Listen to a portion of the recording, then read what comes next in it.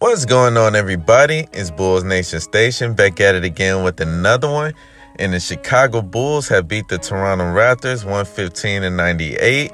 And yeah, they played a good game. This was our first game against our Eastern Conference foe, the Toronto Raptors. And it felt good to see a little bit of competition, especially to start off the game. And so, yeah, I'm going to dive into this a little bit. But before I do, if you haven't subscribed to my page, go ahead and subscribe as I keep you guys updated with the Bulls content, the Bulls rumors, the Bulls gossip, and all the Bulls news. And, yeah, I'm going to talk about it. And so it was a pretty interesting game. You know, we start off the game with a huge twist.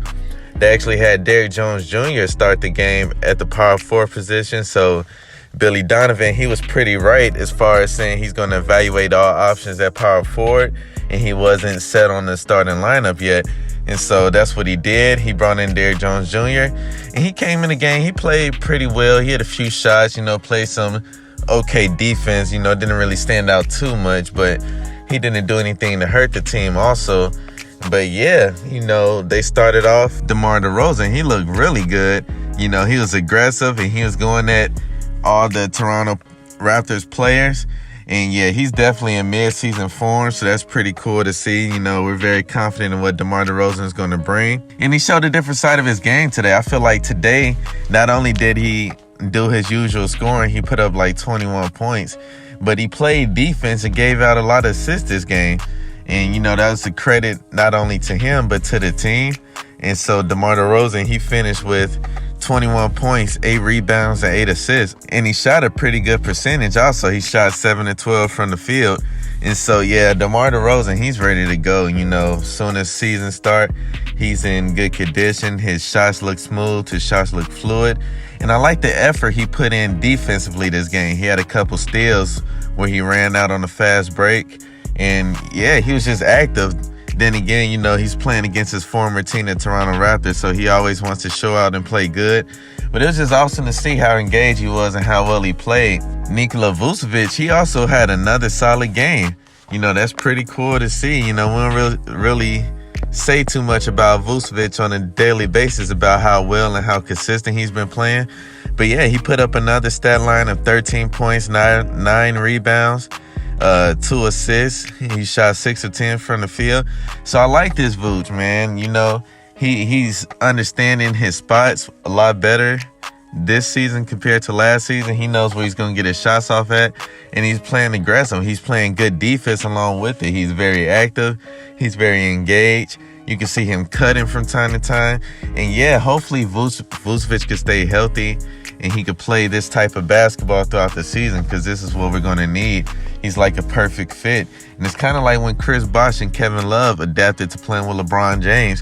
After that first season, they just knew where to be at. They knew their spots, and they played a lot better. So hopefully this is the same case for Vooch, and I'm definitely looking forward to it this season. Now, as far as Zach LaVine, he really didn't play all that well today, especially offensively. His shots wasn't hitting. But then again, you have a super tough Toronto Raptors defense. They're super long, and you combine that with the fact, LaVine is still getting used to running 5-on-5, as he didn't play none all summer. Haven't played none since, before he got that injury. He was still adjusting. He finished off with 9 points and 2 rebounds. He hit a couple threes, which was nice to see. He shot only 3 for 9, but I expect LaVine to get better. I'm not really too worried about LaVine's, quiet games in the preseason. I feel like, once the main season turn on, he's going to turn it up. And he's also being cautious. He don't want to aggravate his knee or anything in meaningless games as far as the preseason. So I'm not really too worried about Zach LaVine as far as that. And our guy, Javonte Green, he actually sat out the whole first half. That was just because Billy Donovan wanted to check out other lineups. And I'm going to get back to Javonte Green in a second. But Ayo Dosunmu, man, he finished off with another solid game, 14 points, 7 rebounds, 5 assists, shooting 5 of 10 from the field, 2 for 4 from the three-point line. And, Ayo Dosunmu quietly has improved. A lot of people don't really talk too much about Ayo. But Ayo, man, he looks a lot better. His shot looks a lot smoother from the three. It's more of a one-motion type of shot instead of a set shot like it was last year. And he seems a lot more strong. His drives to the paint is a lot more strong, a lot more aggressive. And yeah, that added muscle that he put on is definitely helping. And he's just been solid, man. He's a solid point guard. Defense is still good. So yeah, he's definitely going to be serviceable, especially while Lonzo Ball is out. And I expect him just to have a very good and solid season. So hopefully he can continue that. And shout out to Ayo Dosunmu.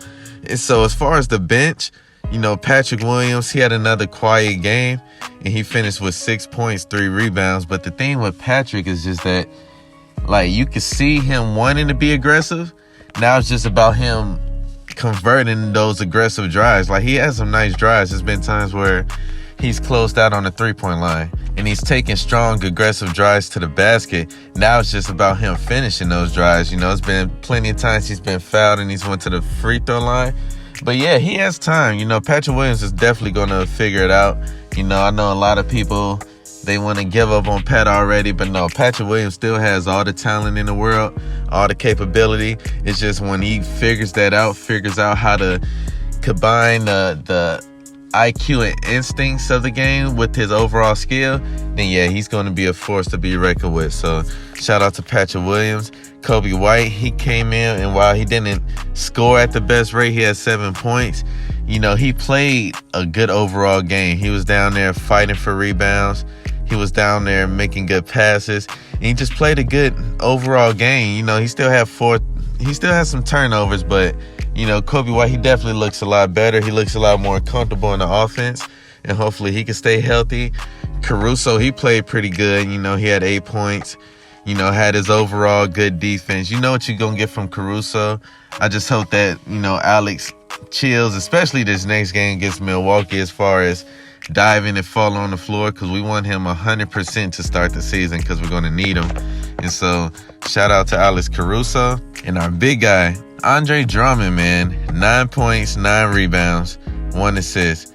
Where did he get those 9 points? No, he didn't get in the paint. He got it from shooting threes. This dude, Andre Drummond, was 3 from 3 from the field. Shot 100%. Nobody would ever thought about Andre Drummond shooting threes, but you know, it's been videos surfacing around, and, you know, it's been rumors saying Andre Drummond's been working on his three-point shot. And so, I mean, if he can shoot at a consistent rate, and it's great that he's showing Billy Donovan now in the preseason that he can shoot threes, but if he can shoot at a decent, consistent rate, that just opens up our floor for the backup unit.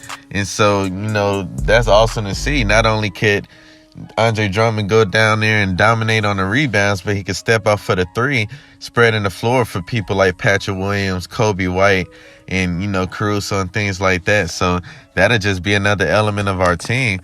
And so, yeah, shout out to Andre Drummond. You know, that's cool to see. You know, it's just amazing that he actually hit those, and they were all really good threes. None of those looked like fluke shots. So shout out to Andre Drummond. And the last player I want to get into, Javonte Green.